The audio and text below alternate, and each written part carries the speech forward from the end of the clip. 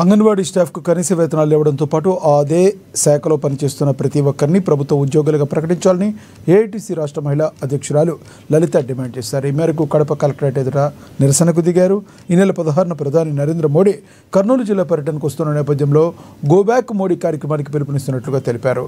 అంగన్వాడీలను చైతన్యవంతం చేయడంతో పాటు కనీస డిమాండ్లకు పరిష్కారం చెప్పాలని ఆందోళన చేపట్టారు.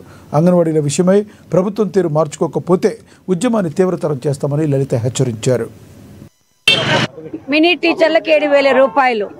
మరి ఇంత అతి తక్కువ గౌరవ వేతనంతో 50 సంవత్సరాల నుండి పనిచేస్తున్నప్పటికీ కేంద్ర ప్రభుత్వం 12 సంవత్సరాల నుండి, రాష్ట్ర ప్రభుత్వం 6 సంవత్సరాల నుండి ఎలాంటి గౌరవ వేతనం పెంచకుండా రోజు రోజుకు సెంట్రల్ గవర్నమెంట్కి సంబంధించిన పోషన్ ట్రాకర్ యాప్, రాష్ట్ర ప్రభుత్వానికి సంబంధించినటువంటి బాల సంజీవిని యాప్లో లాభోక్తులకు సంబంధించిన వివరాలన్నింటినీ పొందుపరిచి ఫేస్ రికగ్నైజేషన్ ద్వారా సరుకులు ఇవ్వాలన్న అతి కష్టమైన పద్ధతిని ప్రవేశపెట్టి తీవ్ర ఇబ్బందులకు, తీవ్ర అనారోగ్యాలకు గురి చేస్తున్న సందర్భంలో నరేంద్ర మోడీ గారు